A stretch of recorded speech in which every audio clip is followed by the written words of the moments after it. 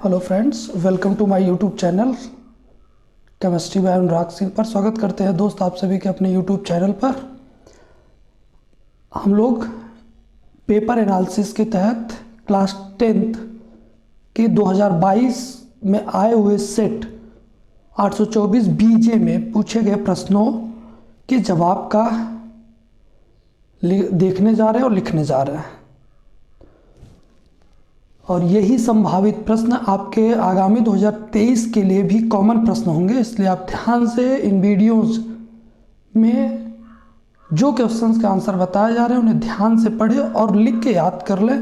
ये 100% तय है कि आपको प्रश्न इन्हीं में से कुछ प्रश्न आपको देखने के लिए ही मिलेंगे।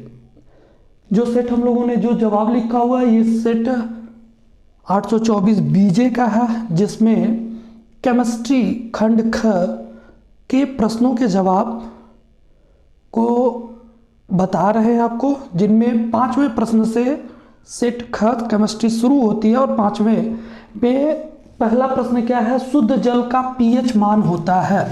शुद्ध जल का पीएच मान कितना होता है? तो शुद्ध जल का पीएच मान कितना होता है? 7 होता है। जबकि पीएच मान जो होता है वह कहाँ से कहाँ तक चलता है? 0 से लेके 14 तक चलता है, 0 से लेके 14 तक चलता है, जिनमें 7 से 7 से जो कम होते हैं वे अम्लीय होते हैं और 7 से अधिक जो होते हैं वह क्षारीय होते हैं। और जिनका पीएच मान 7 होता है वे सभी आपके क्या होते हैं? उदासीन होते हैं। ठीक, 0 से 14 तक, 14 तक में 7 उसका आधा होता है, जो 7 होता है वह उदासीन होता है। 7 से कम हुआ तो अम्लीय हो जाएगा, 7 से अधिक हुआ तो क्षारीय हो जाएगा। इसी के आधार पे पीएच के आधार पे विलयन की प्रकृति निर्धारित करते हैं। यदि 0 से लेके 6.9 तक होता है तब आपका क्या हो जाएगा? अम्लीय। 7.1 से लेके 14 तक होता है तब आपका हो जाएगा क्षारीय। और यदि एग्जैक्ट 7 मिलता है, 7 मिलता है पीएच की वैल्यू, पीएच का मान, तो वह क्या होता है? आपका उदासीन होता है। तो शुद्ध जल जो होता है वह उदासीन यौगिक होता है, इसलिए इसका पीएच मान कितना होगा? 7 होगा। अगला प्रश्न है, अम्ल से हाइड्रोजन हटाने वाली धातु है। अम्ल से हाइड्रोजन के विस्थापन की बात किया गया। तीसरे चैप्टर में विद्युत रासायनिक श्रेणी है और विद्युत रासायनिक श्रेणी में एक श्रेणी बनाई गई है। उस श्रेणी में 5 ऐसे सदस्य हैं जो हाइड्रोजन के नीचे रखे गए।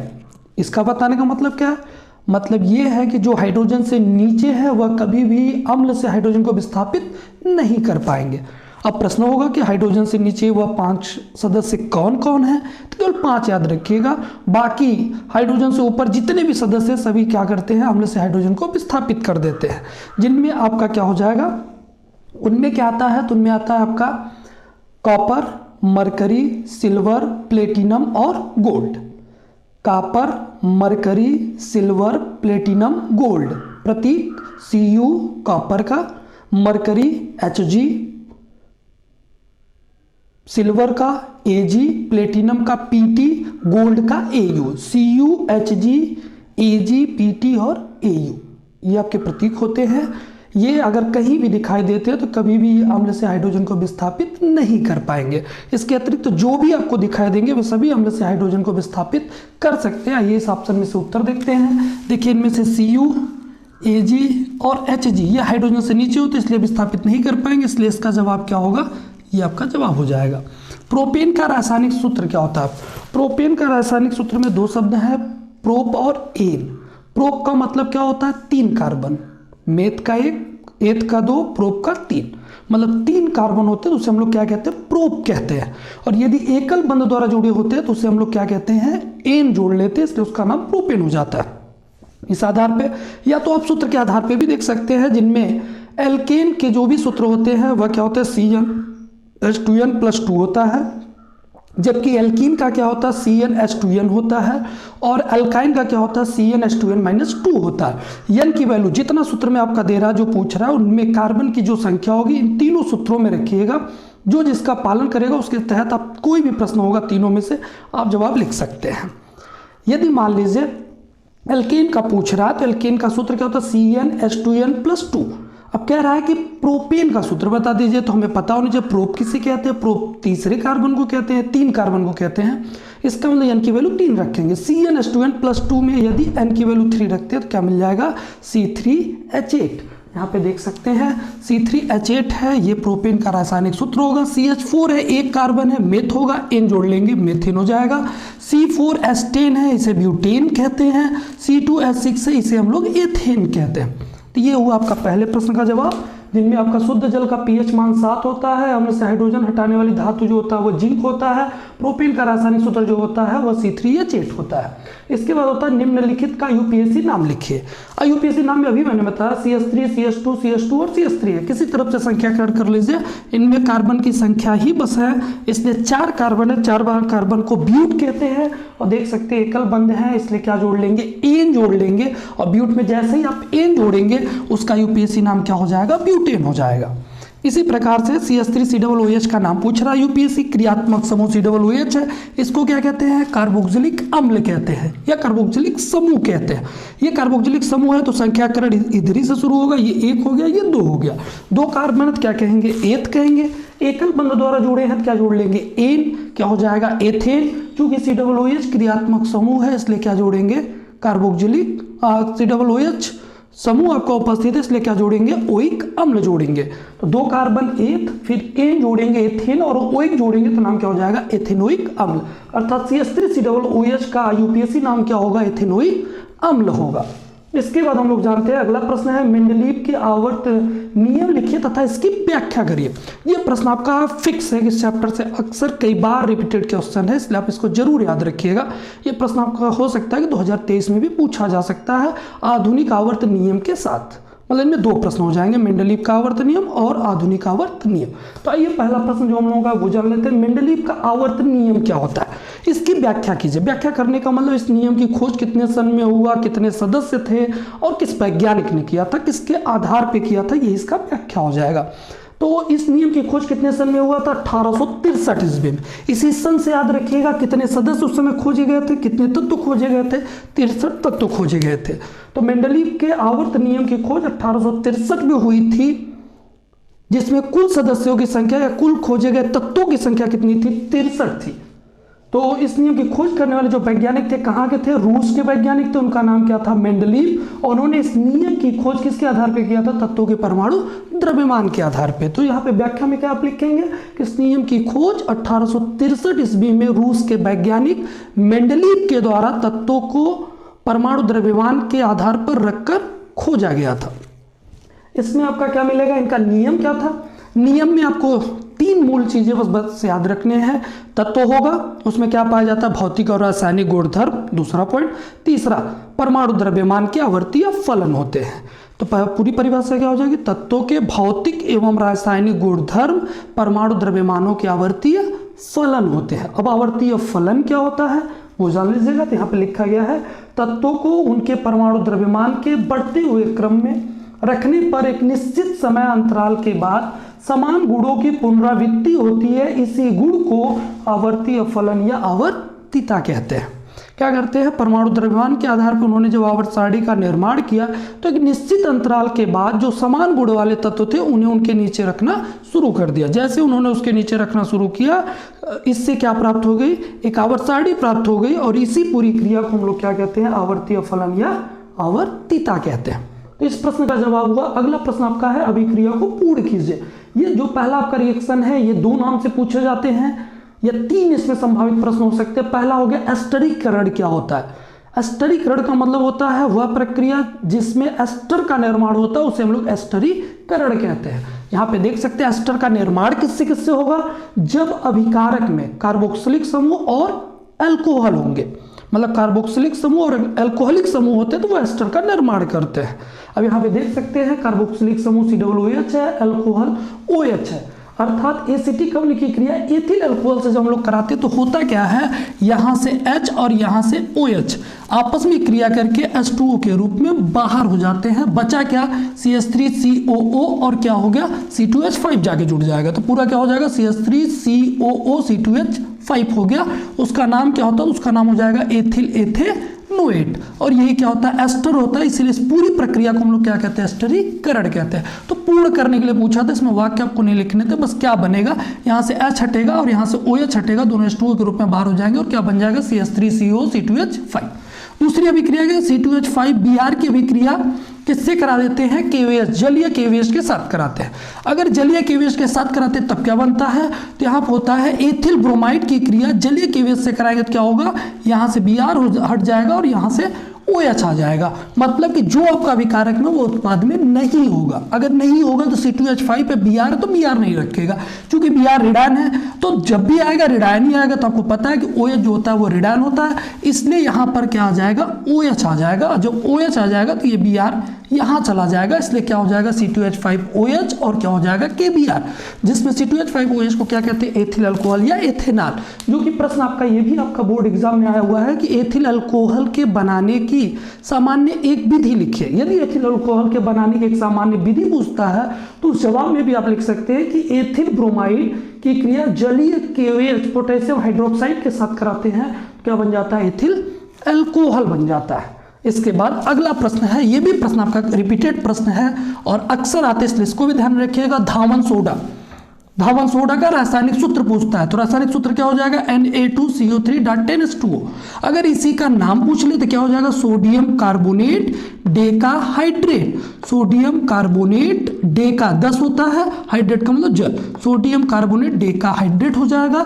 मीठा सोडा पूछ ले, खाने का सोडा पूछ ले या बेकिंग सोडा पूछ ले, तीनों के नाम एक ही है, अर्थात अलग अलग नाम से बस पुकारे जाते हैं। इनका रासायनिक सूत्र क्या होता है, NaHCO3। नाम क्या हो जाएगा, सोडियम हाइड्रोजन कार्बोनेट, या फिर क्या नाम हो जाएगा, सोडियम बाई कार्बोनेट। इसका नाम क्या हो जाएगा, सोडियम बाई कार्बोनेट।